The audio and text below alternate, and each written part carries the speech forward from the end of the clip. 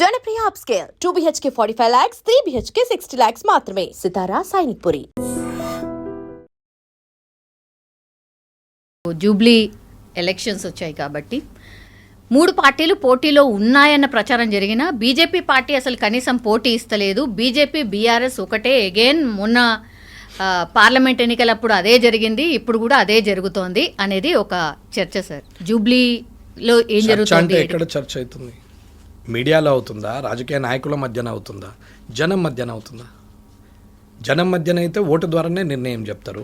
So vote వచ్చిన తర్వాత ఆ నిర్ణయం ప్రజలు ఇస్తారు. ఆ నిర్ణయాన్ని ఎందుకు ఇకపోతే మీడియా కానీ లేకపోతే రాజకీయ నాయకులు మాట్లాడితే న్యాచురల్. కాంగ్రెస్ ఓడిపోతుందని బీఆర్ఎస్ అంటారు, బీఆర్ఎస్ కాంగ్రెస్ ఓడిపోతుందని బీజేపీ అంటారు, బీజేపీ పోటీలనే లేదని ఇంకోళ్ళు అంటారు, అసలు నువ్వు నాకు పోటీ కాదని కొందరు అంటారు. ఎవరి ఆలోచన వాళ్ళు. అంత అగ్రెసివ్గా ప్రచారం కనిపిస్తుందా సార్? అగ్రెసివ్గా ప్రచారం అంటే నచ్చినోడికేమో అగ్రెసివ్ అనిపిస్తుంది, నచ్చినోడికేమో మామూలుగా పోతున్నారని అనిపిస్తుంది. అది వాళ్ళ సైకాలజీ. దానికి ఎవరేం చేస్తారమ్మా? అగ్రెసివ్గా పోతున్నారంటే పోతున్నారు. రఘునందన్ రావు గారు ఉన్నారు, ఎమ్మెల్యేలు తిరుగుతున్నారు, అక్కడ ఇన్ఛార్జీలు ఉన్నారు, వార్డుకో ఇన్ఛార్జిని పెట్టిరు, అక్కడ 40 ఇన్ఛార్జీలను పెట్టిరు.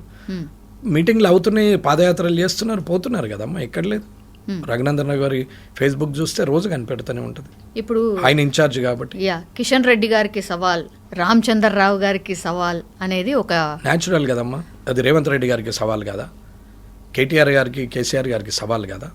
వారు గెలిస్తే ఇవాళ గొప్పోళ్ళు గెలిపించారు అని కేసీఆర్ కేటీఆర్ గారిని అంటారు. ఇవాళ రేవంత్ రెడ్డి గారు ముఖ్యమంత్రి ఉండి సింగిల్ హ్యాండ్ మీద గెలిపించిండు అని అంటారు. ఇవాళ బీజేపీ గెలిస్తే నిజంగా కూడా గొప్పోళ్ళే అంటారు. అది ఆ పదవికి ఉన్నటువంటి సవాల్. అది ఆ పదవికి ఉన్నట్టు సవాల్. ఇంట్లో పిల్లలందరూ మంచి టాపర్స్ వెళ్ళినారనుకో వాళ్ళకి పేరు వస్తుందమ్మా. అంతే కదమ్మా. పదవి అది ఉన్నాడు, అధ్యక్షులు ఉన్నారు, పదవిలో ఉన్నారు కాబట్టి వాళ్ళకి పేరు వస్తుంది. కాబట్టి అది సవాలే, ఎట్లాగూ సవాలే అందరికి. దానిదేమో సవాల్గా తీసుకొని పోటీ చేయాలి కానీ పోటీలో ఓడిపోయినంత మాత్రాన నిరాశపడి ఇదేదో రేపటికి వనికిరాదు అనేది ఏం రూల్ లేదమ్మా. 280 అయినప్పుడు 880 కూడా కావచ్చు, 8-0 కూడా కావచ్చు. రేపు నేను ఓడిపోనవచ్చు, ఏం తెలుస్తుందమ్మా? అది మన వ్యక్తిత్వం ఏంది, మన వల్ల ఎంతమందిని ఇన్ఫ్లుయెన్స్ చేయగలిగినాము, మనం ఎంతమందిని ప్రయోజకుల్ని చేయగలిగినాము ఇన్ఫ్లుయెన్స్ ద్వారా అనేది చూసినాడు నువ్వు లీడర్గా బతికినట్టే తప్ప ఈ అడ్డమైన సవాళ్ళు ఇవన్నీ తీసుకోవాల్సిన అవసరం లేదమ్మా. ఎవరేం చేసిరు ఎవరేం చేయలేదు అని అంటే ఎవరికో ఓనికి ఓటేయాలని కూడా వేస్తుండొచ్చు. అందులో ఏ ఒక్కడో గెలుస్తాడు ఖచ్చితంగా. ఎవడో ఒక్కడికి ఓటేయాల తప్పదు కాబట్టి ఓటేస్తే ఎవడో ఒక్కడు గెలుస్తాడు ఖచ్చితంగా. మిగతా ఇద్దరు అనమకులని కాదు అక్కడ. రేవంత్ రెడ్డి గారి పరిపాలన ఎట్లుంది అమ్మా? ఆయన పరిపాలన ఎట్లుందో అందరికన్నా ఎక్కువ మీడియాకి తెలుసు. నేనేం చెప్పాలమ్మా? అంటే అన్స్టేబుల్ అనే చెప్తున్నా, అన్కంట్రోల్ అనే చెప్తున్నాం. రేవంత్ రెడ్డి గారి పరిపాలన గురించి నేను చెప్తామా. ఒక 55 ఏళ్ళ వయసులో ముఖ్యమంత్రి అయ్యాడు. యంగ్స్టర్, కింది నుంచి కష్టపడి పైకి వచ్చినాడు. జడ్పీటీసీ చేశారు, ఎమ్మెల్సీ ఇండిపెండెంట్గా చేసి గెలిచారు, ఎమ్మెల్యేగా 2 సార్లు గెలిచారు. చంద్రబాబు నాయుడుతో అత్యంత సన్నిహితంగా ఉన్నాడు, పార్టీలో మంచి పట్టు సాధించాడు. కాలక్రమేణా అది ఇబ్బందులు వచ్చినాయి, అందరికి వచ్చినాయి, నాకు వచ్చింది, ఆయనకు వచ్చింది, ప్రతి ఒక్కరికి వచ్చింది. తెలంగాణ ఆంధ్ర విడిపోతే తర్వాత ఆయన కాంగ్రెస్లో జాయిన్ అయ్యాడు, ఎంపీ అయ్యాడు, పీసీసీ ప్రెసిడెంట్ అయ్యాడు. ఒక పక్క పార్టీలోకి వెళ్ళి వచ్చి షార్ట్ టైంలో పీసీసీ ప్రెసిడెంట్ కావడం it's a great thing. Immediate MP కావడం అంటే అది ఎవరైనా వస్తారు పోతారు, టికెట్ ఇస్తే గెలిచే అవకాశం వస్తే గెలుస్తారు, టైంను బట్టి నడుస్తుంది అనుకోవచ్చు. కానీ ఒక పార్టీలో, ఒక ప్రాంతీయ పార్టీలో ఉన్నటువంటి వ్యక్తి నేషనల్ పార్టీలో పీసీసీ ప్రెసిడెంట్గా వచ్చిరు అని అంటే అది గ్రేట్ అచీవ్మెంట్. నేను దానికి ఆయనను అప్రిషియేట్ చేస్తాను.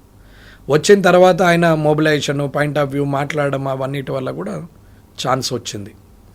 సరే, ఛాన్సు మన శక్తి వల్ల రావచ్చు, ఎదుటోని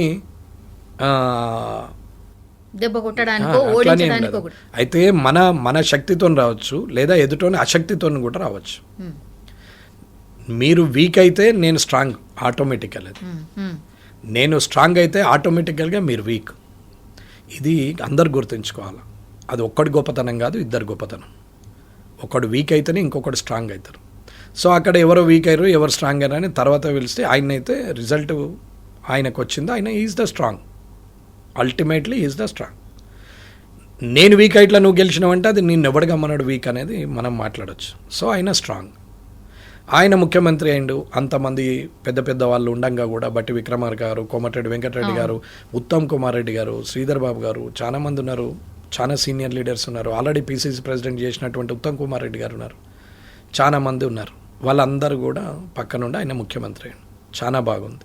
ఒక యంగ్స్టర్ ముఖ్యమంత్రి అయిన తర్వాత ప్రభుత్వాన్ని చాలా బాగా నడుపుతాడని నేను ఎంతో ఆలోచనతోని అసెంబ్లీకి అడుగుపెట్టినాం. ఇది నిజం, ఇది మనస్ఫూర్తిగా నేను చెప్తున్నా. ఆయన మంచి పరిపాలన చేస్తాడు. మోర్ దెన్ అంటే కేసీఆర్ గారు చేసిన తప్పుల్ని ఎండగడుతూ, అంటే తప్పులని రెక్టిఫై చేస్తూ, నాట్ ఎండగడుతూ, రెక్టిఫై చేస్తూ, సరిదిద్దుతూ, తెలుగులో చెప్పాలంటే ఆయన చేసిన తప్పులను ఈయన సరిదిద్దుతూ ఇంకా తెలంగాణని ముందుకు తీసుకుపోయే ప్రయత్నం చేస్తారు అని అనుకున్నాం. దాంట్లో ముఖ్యమైనది కరప్షన్.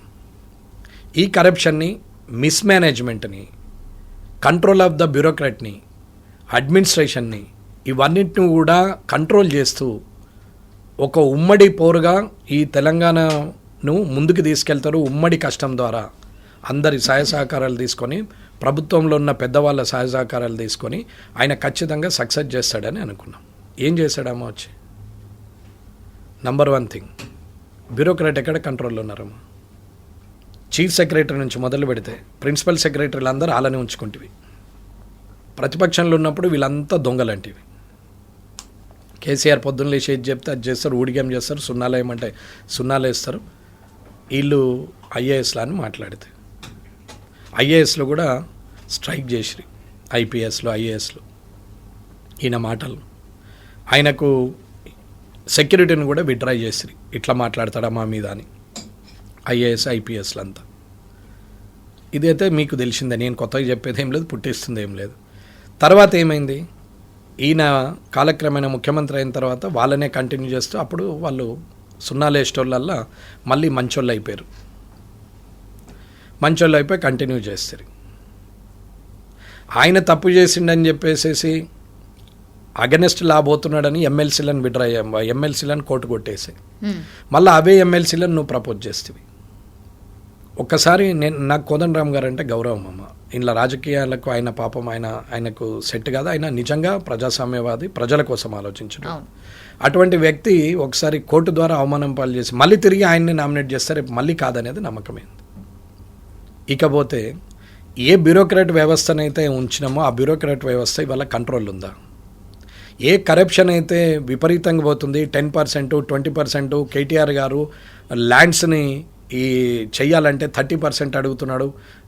మొత్తం మీద ల్యాండ్స్ అన్ని అమ్ముకుంటున్నాడు. చెర్లమ్మీరు, కుంటలమ్మీరు అన్నీ ఒరితరి. కాళేశ్వరం కుంగిపోయింది, అది కూలేశ్వరం అని మాట్లాడతారు. ఇవాళ ఏమైంది? కాళేశ్వరం మీద 2 ఏళ్ళు ఒరితివి, ఇప్పుడు రిపేర్లు చేయబడుతుంది. కేటీఆర్ గారి మీద మొత్తం చెర్లు అమ్ముకున్నారంటే హైడ్రా పెట్టేసి అమాయకుల ఇండ్లు గులవట్టబడుతుంది, హై రైజ్లను ముట్టకపోబడుతుంది, ఆ చెర్లలా కట్టినవి ఊసెత్తకపోబడుతుంది. ఇవాళ అదే బ్యూరోక్రాట్లు మొత్తం మంది మళ్ళీ డిపార్ట్మెంట్లు చేంజ్ చేసి అందరినీ అక్కడనే పెట్టుకుంటేవి. ఇవాళ ఉన్న చీఫ్ అప్పుడున్న ఫైనాన్స్ సెక్రటరీ గారు 10 ఏళ్ళు కేసీఆర్ గారి ద్వారా ఫైనాన్స్ సెక్రటరీగా ఉన్న అతన్ని చీఫ్ సెక్రటరీగా చేస్తేవి. ఆయనకు చీఫ్ సెక్రటరీ ఉన్న ఆమెను తీసుకెళ్ళి మళ్ళీ ఆ అమ్మను ఒక ఎక్స్టెన్షన్ దొరకలేదని చెప్పి రిటైర్డ్ అయిన వ్యక్తులు వద్దని చెప్పంగా మళ్ళీ రిటైర్డ్ అయిన వ్యక్తులను మళ్ళీ పదవులు ఇస్తేవి.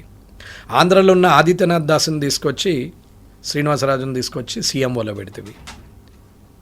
ఒక senior IAS IPS leader, IAS IPS officers సీనియర్లు ఉన్న వాళ్ళను సీఎంఓలో పెడితే ప్రిన్సిపల్ సెక్రటరీలు భయపడతారు. కానీ ఐఏఎస్ ఐపీఎస్ క్యాడర్ను కాదని నీకు ఇష్టం ఉన్న వాళ్ళందరినీ తీసుకొచ్చి OSD to CM, PS to CM అని పెట్టుకుంటూ వాళ్ళకు పదవులు ఇచ్చేసి ప్రభుత్వ సలహాదారులు అని చెప్పేసి, ముఖ్యమంత్రి సలహాదారులు అని చెప్పేసి వాళ్ళని తీసుకొచ్చి అక్కడ పెడితే వితౌట్ క్యాడర్, అసలు ఎటువంటి క్యాడర్ లేని వాళ్ళని ఏ ప్రిన్సిపల్ సెక్రటరీ భయపడతారు? ఏ సెక్రటరీ భయపడతారు?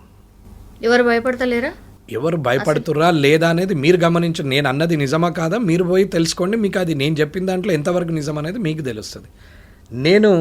నేను నా ఆలోచన విధానం జరుగుతున్నది, నేను చూసింది నేను చెప్తున్నాను.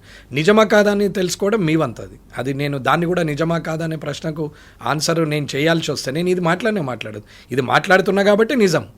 కాబట్టి ఆ నిజం చెప్తున్నాడా అబద్ధం చెప్తుండా, నిజమేనా కాదా ఆ నిజం అనేది మీరు పోయి నిజమా కాదా తెలుసుకోండి.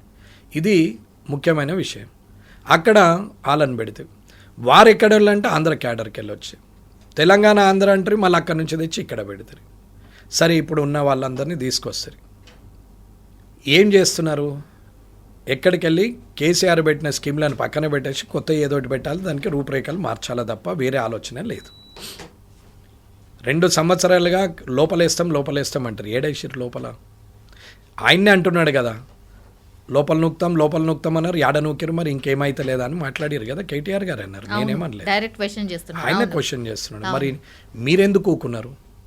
అంటే అది నిజం కాదా ఆరోపణ? అది ఆరోపణనేనా? అది వాస్తవం కాదా? అటువంటప్పుడు వాస్తవం అయితే మరి మీరెందుకు ఊకుంటున్నారు? ఆరోపణ చేస్తే తప్పు మీదే, అది వాస్తవం అయితే ఊకున్నా తప్పు మీదే, ప్రభుత్వాందే. మరి ఈ రెండింటికి బాధ్యత వాళ్ళు వహించాలా? వారు కాదా?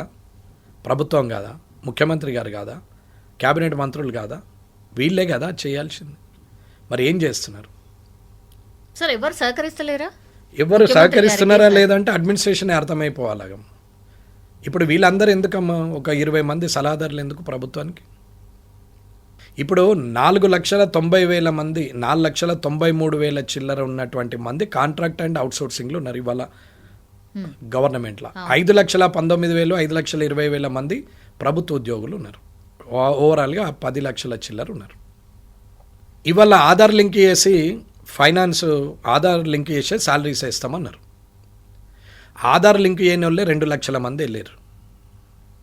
మరి ఇన్ని రోజులు పేమెంట్ ఎట్లా పోయింది అకౌంట్కి? వితౌట్ ఆధార్ చేతికి ఇస్తున్నారా జీతాలు? ఇది ఫైనాన్స్ సెక్రటరీ, ఒకప్పటి ఫైనాన్స్ సెక్రటరీ ఉన్నాడు 10 ఏళ్ళు మొన్నటి వరకు కూడా. నాకు రామకృష్ణారావు గారు నాకు మంచి, నన్ను అంటే గౌరవం ఇస్తాడు, నేను ఆయన అంటే నాకు కూడా గౌరవం. కానీ ఇది సమస్య రామకృష్ణారావు గారికి రమణారెడ్డికి కాదు మధ్యన. ఇది తప్పుకు ఒప్పుకున్నటువంటి వాగ్వాదం అంతే తప్ప వేరేది ఏం లేదు. తేడా చెప్తున్నాను. అటువంటి ఫైనాన్స్ సెక్రటరీ గారు ఆర్డర్ ఇచ్చిండు 2016లో కానీ ఎప్పుడైనా. అప్పటి నుంచి ఇప్పటిదాకా ఏం చేశారు? 2016 నుంచి 25 వరకు సార్ ఉన్నది ఆర్డర్. మొన్న 2021లో కూడా ఒకటి ఇచ్చారు. ఏమవుతున్నది మరి? ఈ 2 లక్షల మందికి ఇవాళ ఆధార్ లింక్ ఎందుకు కావట్లేదు? ఆధార్ లింకు లేనప్పుడు అకౌంట్ ఎట్లా ఓపెన్ అయింది? అకౌంట్ ఓపెన్ అయినప్పుడు ఆధార్ లింక్ ఎందుకు కాలేదు? అంటే స్కామ్. శాలరీని అది నేనేమనమ్మా, నేను అన్నది ప్రజలకు అర్థమైతే స్కామా కాదా అనేది. ఆ పదవి ఆ ఉద్యోగం ఉన్నటువంటి వ్యక్తికి త్రూ అకౌంటే పేమెంట్ ఇస్తున్నారు కదా. మరి ఆ అకౌంట్ దానికి పేరు కూడా ఉంది. అవన్నీ ఇప్పుడు మాట్లాడేదేమో, ఇంకా టైం ఉంది, నేను చెప్తాను. ఇవి ఏం చేస్తారో నేను రైట్ ఇన్ఫర్మేషన్ యాక్ట్లో పెట్టినా. నేను ఇవాళ కూడా ఒకటి పెట్టేసినాం. అసలు ఎంతమంది పనిచేస్తున్నారు, ఎంతమందికి జీతాలు ఇస్తున్నారు, ఎంతమందికి ఆధార్ లింక్ అయింది, ఎంతమందికి ఆధార్ లింక్ లేనిది, ఇవన్నిటి ఒక 3-4 క్వశ్చన్స్ పెట్టి ఒక 4-5 ఒక్కొక్క దాంట్లో 3-4 పెట్టి ఒక 4-5 రైట్ ఇన్ఫర్మేషన్ యాక్ట్లు ఇచ్చినాం. సరే, అది వస్తుంది తర్వాత విషయం. ఏ జీతం అయితే అకౌంట్లో పడుతుందో అకౌంట్లో పడ్డప్పుడు ఆ డబ్బు ఆ అకౌంట్ ఆధార్ లింక్ ఉందా లేదా? లేకపోతే అడ్డ మీద కూలీలకు వంచినట్టు నగదు క్యాష్ వంచుతున్నారా? డిజిటల్ క్యాష్ అన్నప్పుడు నీకు ఇవాళ నగదు ఎట్లా పంచుతారు? పంచడానికి వీల్లేదే. సో త్రూ అకౌంటే వెళ్ళాలి ఏదైనా, అది కాంట్రాక్ట్ అయినా, సోర్సింగ్ అయినా, థర్డ్ పార్టీ అయినా. మరి అదంతా ఏం చేశారు? ఎటుపోయినాయి ఆ డబ్బులు? మరి ఆర్డర్ ఇచ్చిన చీఫ్ సెక్రటరీ గారి ఆర్డర్ కాపీ మరి తుడిచిపడేసే, చెత్తబుట్టలో పడేసే కాగితమా? ఒక ఎంఆర్ఓ మండల్లో చెప్తే అక్కడున్న ఆఫీసర్లు కింది స్థాయిలో భయపడన్నా పని చేస్తారు. ఒక చీఫ్ సెక్రటరీ చెప్తే ఇంతవరకు అది ఇంప్లిమెంటేషన్ కాలేదంటే దానికి విలువ ఉన్నట్టా లేనట్ట? ఒక సెక్రటరీ, ఫైనాన్స్ సెక్రటరీ ఆర్డర్ ఇస్తే దాన్ని ఇంప్లిమెంట్ చేయాల్సిన అవసరం ఉందా లేదా? ఒక GAD, government administration department principal secretary వీళ్ళు ఏం చేస్తున్నట్టు? అసలు ఇది ఎన్నేళ్లుగా నడుస్తున్నది? గత 10 సంవత్సరాలు, ఇప్పుడు ఉన్నటువంటి 2 సంవత్సరాలు లెక్కేస్తే 12 సంవత్సరాలుగా ఇలాంటి పనే నడుస్తూ ఉంటే యావరేజ్గా 50,000 రూపాయలు జీతం తీసుకుంటే 2 లక్షల మందికి అంటే కనీసము ఎన్ని కోట్లు ఇలా పోతుంది అనేది ఒకసారి ఆలోచించండి. ఇలా 1000 కోట్లు, ఇలా అవన్నీ సంవత్సరానికి 12,000. నీకు తీరా చూస్తే 5 ఏళ్లకు 60,000 కోట్లు. బడ్జెట్ యాక్చువల్ రిసిప్ట్స్ ఉన్నదే 1,50,000 కోట్లు. నీ మిస్ మేనేజ్మెంట్లోనే ఇవాళ నీకు ఇంత 40,000-50,000 కోట్లు పోతుంటే ఏమన్నట్టు? అవన్నీ పోనీయండి, 25% తీసుకున్నా ఎంత అవుతుంది? 40,000 కోట్లు అయితే 35,000 కోట్లు అయితే అవుతుంది. అంటే ఆన్ అండ్ యావరేజ్ ఒక 20-25% అయితే పోతున్నది. సరే, ఇంకా తగ్గించుకున్నా 10% అయితే 100% పోయినట్టే కదా. 10% అయితే 15,000 కోట్లు. దీనికి ఇవాళ దానికి ఎవరు బాధ్యత వహించాలి? ఇవాళ బ్యూరోక్రాట్ కంట్రోల్ ఉన్నట్టేనా గవర్నమెంట్ కంట్రోల్? వీళ్ళు తప్పు చేయలేదా? తప్పు చేసిన వ్యక్తి బాధ్యత తీసుకోవాలి కదా. ఇది ఎవరు తీసుకుంటారు బాధ్యత? జిఐడి ప్రిన్సిపల్ సెక్రటరీలా, finance secretary, finance principal secretary, లేకపోతే చీఫ్ సెక్రటరీ? ముఖ్యమంత్రి సంతకము నోట్ ఫైల్ మీద ఉంటుంది కానీ ఆర్డర్ కాపీ మీద ఉండదే. అడ్మినిస్ట్రేషన్ అంతా బ్యూరోక్రాటే కదా. పొలిటీషియన్ ఓన్లీ డిసైడెడ్ చేసి ఒక తీర్మానం చేసి ఇస్తారు, దాని మీద ఇంప్లిమెంటేషన్ జరగాల. మరి అడ్మినిస్ట్రేషన్ కంట్రోల్ చేయాల్సింది ఎవరు? మేనేజ్మెంట్ చూడాల్సింది ఎవరు? ఇదంతా ఎవరు చూడాలి? మరి ఈ ముగ్గురు ఏం చేస్తున్నారు? GID department, finance department and chief secretary ఏం చేస్తున్నారు? ఇది తప్పు కదా. సరే 1,00,000 మందికే ఆధార్ లేదనుకుందాం, ఇంకా తక్కువకి చేద్దాం, 25,000 మందికే చూద్దాం. 250 కోట్లు నెలకి, సంవత్సరానికి 3,000 కోట్లు, 5 సంవత్సరాలకు 15,000 కోట్లు, 150,000లో 10%. ఇంత చీప్గా చూసినా 10%. ఇది బోను. ఇది ఒక రకమైన ఇబ్బంది అయితే, ఇకపోతే ఒక్కొక్క మంత్రుల పేషీల 10 మంది, 15 మంది, 20 మంది కాంట్రాక్ట్ ఎంప్లాయీస్, బావలు, బామర్దులు, చుట్టాలు, తెలిసిన వాళ్ళు, కార్యకర్తలు ఇట్లా పెట్టుకుంటారా ఎవడన్నా? అఫీషియల్ అడ్మినిస్ట్రేషన్ ఇదేనా? వీళ్ళందరినీ పెట్టుకొని ఒక్కొక్క డిపార్ట్మెంట్ నుంచి ఒక్కొక్కరికి 3-4 ఉన్నాయని 3-4 దగ్గర 2 సాలరీలు, 3 సాలరీలు, 4 సాలరీలు ఎత్తుతున్న వాళ్ళు లేరా? నేను చూపెట్టిన ఆధారాలు నా దగ్గర ఉన్నాయి, పేర్లతో సహా ఉన్నాయి. ఏ పేషీలో ఎంతమంది ఎన్ని సాలరీలు ఎత్తుతున్నారు నేను చూపిస్తాను. ఇదే రిటైర్డ్ అయినటువంటి ఎంప్లాయీస్ని కంటిన్యూ చేస్తున్నారు, ఎక్స్టెన్షన్ ఇచ్చుకుంటూ. రిటైర్డ్ ఎంప్లాయీస్ని మళ్ళీ ఇస్తున్నారు. పెన్షన్కు పెన్షన్ వస్తుంది, పెన్షన్తో పాటు మళ్ళీ జీతం వస్తుంది.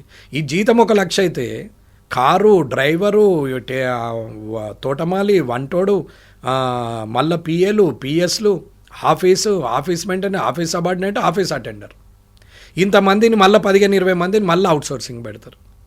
జీతాలు ఎక్కడి నుంచి వస్తున్నాయి? 1,00,000 జీతం గంగలో పోని, వాళ్ళందరూ 15-20 మందికి మళ్ళీ 10 లక్షల ఖర్చు, 15 లక్షల ఖర్చు. వీళ్ళ జీతాలు పక్కన పోని, వీళ్ళు రాసే రాత, ఎత్తే బిల్లులు ఎంత ఫ్రాడ్. మళ్ళీ ఇట్లా ఎన్ని వేల కోట్లు పోతుండొచ్చు. అంటే ఓవరాల్గా యాక్చువల్ రిసిప్ట్స్లో సగం బీక్తున్నాయి. కానీ రిటైర్డ్ అయినట్లకు పెన్షన్లు ఇయ్యం, బెనిఫిట్స్ ఇయ్యం, చదువుకున్నోడికి ఉద్యోగాలు ఇయ్యం, గవర్నమెంట్ దవాఖానలలో ఫెసిలిటీ ఇయ్యం, గవర్నమెంట్ స్కూళ్ళల్లో ఫెసిలిటీ ఇయ్యం. కానీ ఇవన్నిటికి పైసలు ఉంటాయి, ఫ్రీ బీజ్లకు పైసలు వస్తాయి. ఇదంతా స్కామ్ నడుస్తూ ఉంటుంది. మరి ఇవన్నీ ఆపితే ఇవాళ ఇవన్నీ చేయలేమా? ప్రభుత్వం కంట్రోల్లో బ్యూరోక్రాట్ ఉన్నట్ట, ప్రభుత్వము స్టేబుల్గా ఉన్నట్ట. అది గత ప్రభుత్వమా ఈ ప్రభుత్వం అంటలేను, అందరూ అసంటోళ్ళే. ఆ రోజు కాళేశ్వరం కూలిపోయింది, అదంతా అయింది, వాళ్ళ మీద తీసుకుంటామని చెప్పారు. చర్యలేవి? నేనేం తీసుకోమని అనట్లేదు. ఇదే రిపేరు అదే మొదటి సంవత్సరం మొదటి 3 నెలల్లో చేస్తే అయిపోయేది కదా. ఏమంటే డ్యామ్ సేఫ్టీ అధికారులు సెంట్రల్ నుంచి వచ్చారు కాబట్టి అది పనికిరాదు అని అన్నారు. పనికిరానప్పుడు మళ్ళీ రిపేర్ ఎందుకు చేస్తున్నాం? వాళ్ళ ప్రశ్న వాళ్ళకి. మళ్ళీ నన్ను రేపు అంటుండొచ్చు, అందుకే మొదలే చెప్పేస్తున్నా. డ్యామ్ సేఫ్టీ అధికారులు ఇచ్చినటువంటి కాపీ పనిచేయదని ఇచ్చారు మీ సెంట్రల్ గవర్నమెంటే అంటుండొచ్చు. నాది కాదు సెంట్రల్ గవర్నమెంట్, ఇది ఇండియాకున్న అందరి ప్రజల కేంద్ర ప్రభుత్వం. వెంకటరమణారెడ్డి బీజేపీలో ఉన్నంత మాత్రాన, బీజేపీ ఫామ్ చేసినంత మాత్రాన కాదు. ఈడున్నది కాంగ్రెస్ ప్రభుత్వం కాదు, తెలంగాణ ప్రభుత్వం. కానీ కాంగ్రెస్ పార్టీ ఫామ్ చేసింది. ఇందులో తెలంగాణ ప్రభుత్వంలో నేను ఒక సభ్యుని, 119లో నేను ఒక సభ్యుని. నేను వ్యతిరేకించవచ్చు, అనుకూలంగా చెప్పొచ్చు, అక్కడున్న సందర్భాన్ని బట్టి, అక్కడ ప్రజలకు అవసరాన్ని బట్టి. కాబట్టి నేను, నా ప్రభుత్వం అది తెలంగాణ ప్రభుత్వం అంటే. అలాగే కేంద్ర ప్రభుత్వం అంటే అందరి ప్రభుత్వం, ఇంట్లో వేరే వారి అనేది లేదు. ఇవాళ వాళ్ళు ఏం చేస్తున్నారు? మరి ఆనాడే రిపేర్ చేసి నువ్వు తప్పు చేసిన వాళ్ళ మీద పనిష్మెంట్ ఇవ్వనుంటే, శిక్ష ఇవ్వనుంటే, 2 సంవత్సరాలుగా రైతులను అందరికీ ఇది లేదు, ఇది పోయింది, అది పోయింది, ఇది పోయింది అని చెప్పినావు. అదృష్టం మంచిగా ఉంది రైతులకు కాబట్టి, కంటిన్యూ ఫుల్ వర్షాలు పడ్డాయి కాబట్టి ప్యాడీ పెరిగింది. కాళేశ్వరం వల్ల ప్యాడీ పెరిగిందని వాళ్ళు చెప్పుకోవచ్చు, కాళేశ్వరం లేకున్నా ప్యాడీ పెరిగిందని నువ్వు చెప్పుకుండొచ్చు. కానీ ఇది నేచర్ యొక్క గొప్పతనము, ఇది రైతుల అదృష్టం అని చెప్పే నాయకుడు అయితే లేడు. అది అదృష్టం మీద నడిచినటువంటి పంట, ఆ పంట వచ్చింది. ఇవాళ దాన్ని అప్పుడు రిపేర్ చేయనుంటే ఇప్పుడు ఎందుకు రిపేర్ చేస్తున్నావు? మరి అప్పుడు డ్యామ్ సేఫ్టీ అధికారులది లెటర్ కనిపించేది, ఇప్పుడు ఎందుకు కనపడట్లేదు? సిబిఐకి సెంట్రల్కి అప్పేసినాం, అయిపోయింది, కేసు అయిపోయింది, నీ చేతిలో ఏం లేదు. ఇక నెక్స్ట్ బీసీకి 42%. నేను అది కూడా అంటున్నాను. ఎస్సీలు 2001లో సెన్సస్ ప్రకారంగా రిజర్వేషన్ అది, వాళ్ళ కులగణన ప్రకారం వాళ్ళకు కూడా పెంచు. ఇప్పుడు కేంద్రం చేస్తోంది కదా సార్, ఇప్పుడు కులగణన కేంద్రం చేయబోతోంది. కేంద్రం చేయడం కూడా అప్పటికైనా కరెక్ట్ లెక్కలు వస్తాయా? పోనీ అప్పటికైనా వస్తాయా? నిజాయితీ గల్లా ముఖ్యమంత్రి ప్రధానమంత్రి ఉంటే నిజాయితీగానే వస్తాయి. ఇక నిజాయితీ లేని నిబద్ధత లేని వ్యక్తులు ఉంటే రావు. అది ఎవరనేది అనవసరం. నేనేమంటున్నాను, నువ్వు ఒక బీసీనే పట్టుకున్నావు కదా, మరి ఎస్సీ ఎస్టీని ఎందుకు వదిలేసినావు అంటాం. ఇప్పుడు వాళ్ళని లేపాలా నేను? ఎస్సీ ఎస్టీని అసలు కులాలద్దు మతాలద్దు, ఆర్థికపరమైన రిజర్వేషన్ ఇవ్వండి. ఎప్పుడైతే నువ్వు ఎబో పావర్టీ లైన్ అయినావో you are belongs to open competition, ఓసీలలోకి వచ్చినట్టే లెక్క. మీలాగా చాలా కొద్ది మంది మాత్రమే ఆలోచిస్తారు సార్, అందరు ఇంత బ్రాడ్ గా ప్రజలందరూ ఆలోచిస్తారు. అదే తేడా. ఇక్కడ ఉన్నదంతా ఏమవుతుందంటే నోరున్నుందే ఊరున్నది అని అన్నట్టు, నలుగురు మాట్లాడినంత మాత్రాన ఊరు మొత్తం ఒప్పుకున్నది అనేది కాదు. రాజకీయ నాయకులు కుల సంఘ నాయకులు అన్నంత మాత్రాన పూర్తిగా ప్రజలందరూ యాక్సెప్ట్ చేసిరని కాదు. నేను మాట్లాడినంత మాత్రాన ఇది సత్యమో అనేది కూడా కాదు. అది కాదా అవునా అనేది కూడా వెరిఫై చేసుకోవాల్సిందే అని చెప్తున్నా. కాబట్టి అడ్మినిస్ట్రేషన్ ఎక్కడుంది? ఇక్కడ రిటైర్డ్ అయిన వాళ్ళను కంటిన్యూ చేస్తారు. ఇంత రిటైర్డ్ అయిన వాళ్ళకి యావరేజ్ తీసినా నెలకు 60 కోట్లు, సంవత్సరంకి 720 కోట్లు, 5 ఏళ్ళకి అదొక 3,000-4,000 కోట్లు, 3,500, 3,560, 3,600 కోట్లు. అంటే ఇట్లా అన్ని కలుపుకుంటూ పోతే యాక్చువల్ రిసిప్ట్స్లో ఎంత పోతుందమ్మా? దేనికి పైసలు లేవంటున్నారు కదా సార్. పైసలు ఇట్లా అవునమ్మా, చిల్లుకుండల నీళ్ళు నింపితే ఏముంటాయి? చిల్లుకుండల నీళ్లు నింపితే అది జనం దిక్కుపోయే పైప్ లైన్లకే పోతలేవు కదా. ఈ పొక్కలు కొట్టిందంతా మనోళ్ళే కదా, మనమేనైతే రాజకీయ నాయకులు, మీడియా వాళ్ళు, బ్యూరోక్రాట్లు అందరు కలిసి ఒకటైన తర్వాత ప్రజలకు రావాల్సిన నీళ్ళు వస్తాయా? ఒక పట్వారి, ఒక పటేలు, ఒక కర్ణము, ఒక వీళ్ళందరూ కలిస్తే మామూలునికి ఎందుకు పోతుంది భూమి? నీళ్ళు ఎందుకు పోతాయి? మొదలు వీని పంట వండినాకనే వాని పంట. అసలు ఫ్రీ స్కీమ్స్ ఉండాలనా సార్? ఫ్రీ బీజ్ ఎందుకు ఉండాలి? అవసరమే లేదు. ఎవరు అడిగారు? ఏ ఒక్క ప్రజలన్నా మాకు ఇది కావాలని అడిగినట్టు 1947 నుంచి ఇయ్యాలటి వరకు ప్రజల నుంచి వచ్చిన డిమాండ్, ఒక ధర్నా, ఒక రాస్తారోకో, ఒక ప్రొటెస్ట్, ఇది కావాలని అడిగింది ఏదన్నా ఉన్నదో నాకు చెప్పానండి సార్. మొత్తం తీసేద్దాం సార్, మొత్తం తీసేస్తే ఎవరైనా ఓటేస్తారా? ఎందుకేరమ్మా? ఇప్పుడు ఏమన్నా నచ్చేస్తున్నారా? ఇంతకన్నా వరెస్ట్ అయితే ఉండదమ్మా. ఇప్పుడు ఏమన్నా నచ్చేస్తున్నారు అనుకుంటున్నారా? తప్పదు కాబట్టి వేస్తున్నారు. ఓట్ పర్సంటేజ్ ఎందుకు తగ్గుతుందమ్మా? ఇది అర్థం కాదా? ఓట్ పర్సంటేజ్ ఎందుకు తగ్గుతున్నది? ఏ పోయేసి ఏం లాభం అంత పిచ్చోళ్ళు తిరిగానే కాడికి వస్తున్నారు. ఒక ఫ్రస్ట్రేషన్కి వచ్చేసి నెగ్లిజెన్సీ మొదలైంది. 100% కావాల్సింది అయితలేదే. ఎందుకు ఓటైనోనికి స్కీములు? ఓటైనోనికి ఇండియన్ ఆధార్ కార్డు ఎందుకు? అసలు ఎపిక్ కార్డు ఉన్నోనికి ఆధార్ కార్డు ఉండాలంటే ఓటు వేయాల్సిందే. ఓటేస్తేనే నీకు కరెంట్ వస్తుంది, నీకు నల్ల వస్తుంది, నీకు రోడ్ వస్తుంది, నీకు పర్మిషన్ వస్తుంది, నీకు ఇల్లు కట్టుకోవడానికి అవకాశం వస్తుంది, నీ బ్యాంక్ అకౌంట్ ఓపెన్ అవుతుంది, నీకు జీతం వస్తుంది, నీకు ఉద్యోగం వస్తుంది, నీకు లోన్ వస్తుంది అని పెట్టిన రోజు ఓటు ఎందుకు వేయడమ్మా? ఎంత పెద్దోడైనా సరే లైన్లో నిలబడొచ్చి ఓటేస్తాడు. ఎంత ఉన్నోడైనా సరే లైన్లో నిలబడొచ్చి ఓటేస్తాడు. ఎంత ముసలోడైనా సరే లైన్లో వచ్చి నిలబడి. కానీ లేనోళ్ళే ఓటేస్తున్నారు. మీద ఇది గమనిస్తారా ఎప్పుడైనా? మార్నింగ్ 6 to 10 మొత్తం లేనోళ్ళే వేస్తారు. అవును. వ్యాపారస్తులు కానీ, సెలబ్రిటీలు కానీ, బ్యూరోక్రాట్లు కానీ, లీడర్లు కానీ,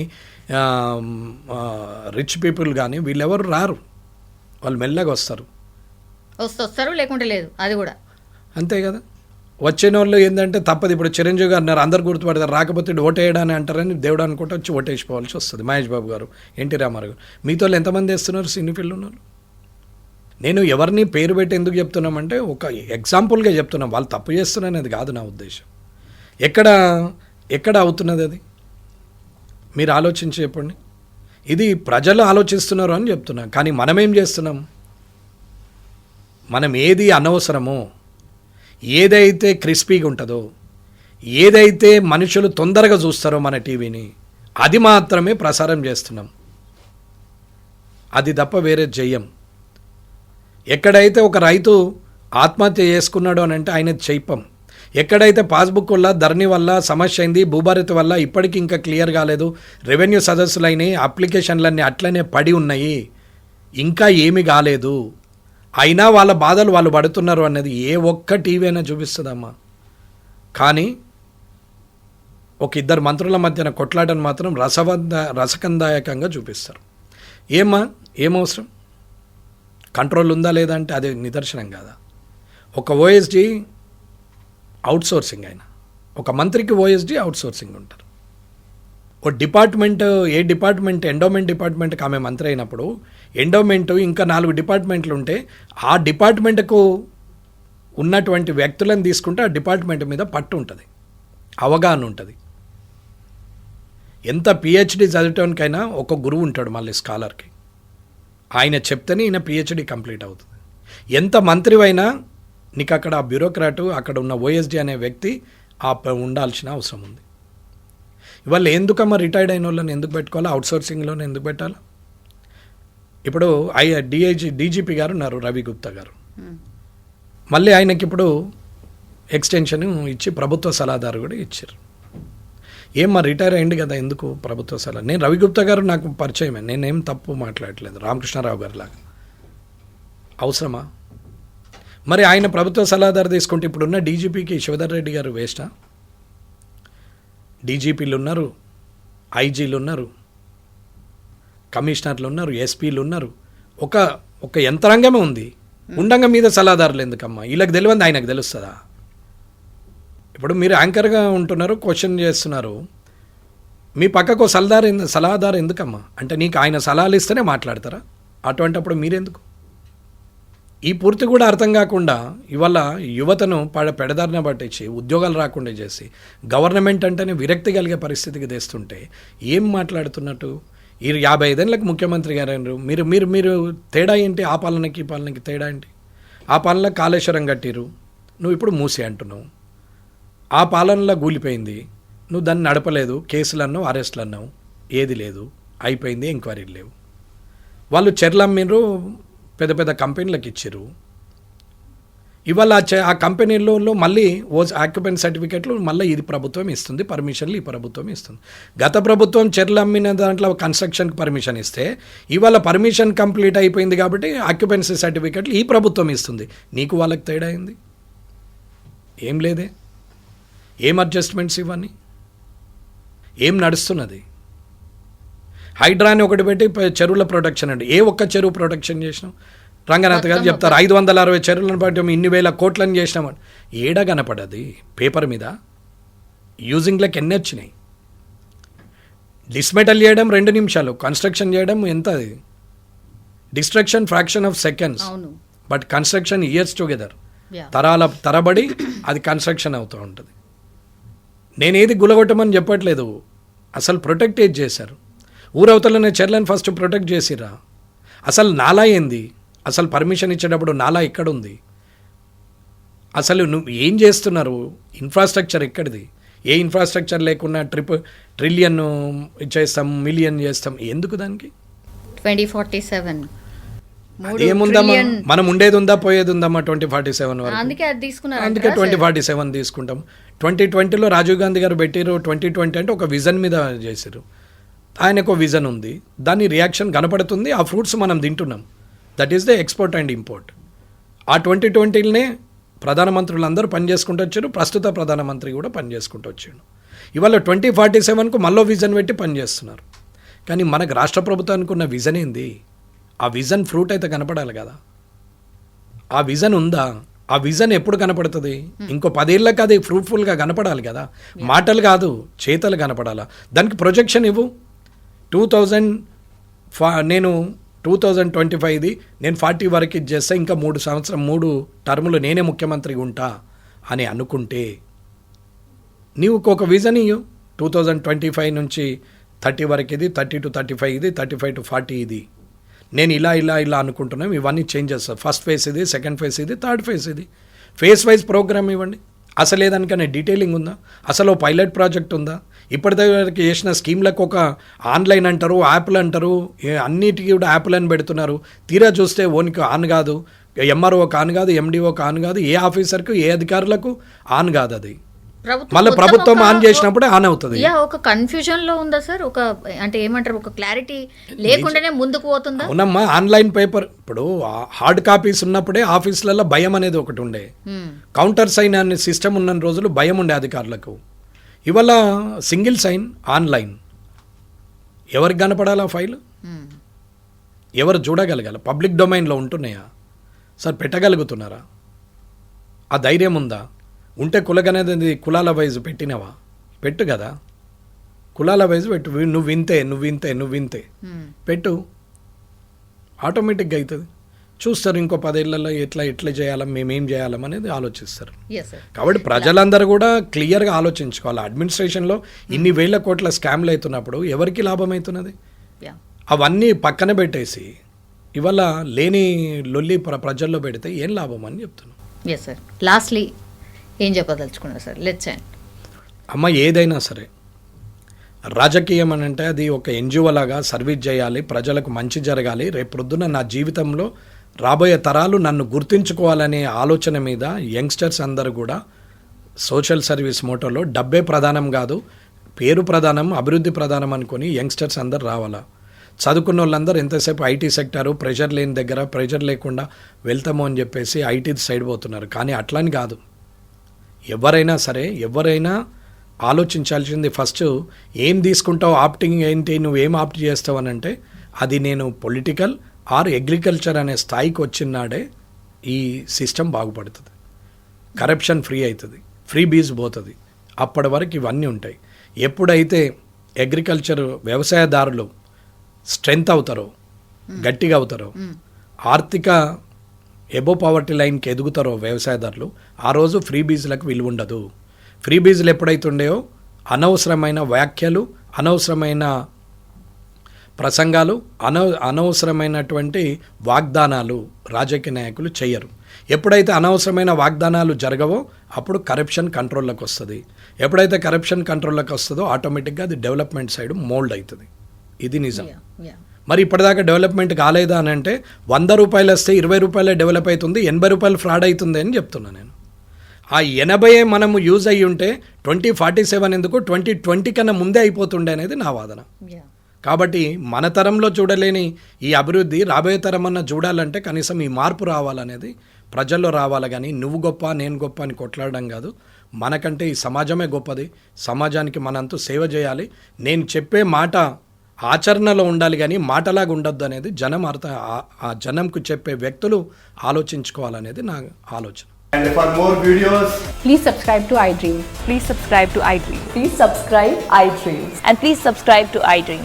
For more videos, subscribe to iDream. please like, share and subscribe to the channel. Congratulations, iDream. Subscribe to iDream. Subscribe to iDream. So subscribe to iDream Media. iDream ki iDream team andarki huge congratulations. Please subscribe iDream Media. Please subscribe to iDream. Subscribe iDream. Please subscribe to iDream. iDream అంటే నా కళల channel subscribe చేసుకున్న నోరు తిరుగుతలేదు, మీరైతే గంట గుర్తు కొట్టండి. For more such videos, please subscribe to iDream. Subscribe to iDream. Please subscribe to iDream. Please subscribe iDream Media. Please do subscribe to iDream. Please subscribe to iDream Media. For best entertainment and information, please subscribe iDream. And don't forget to subscribe to iDream.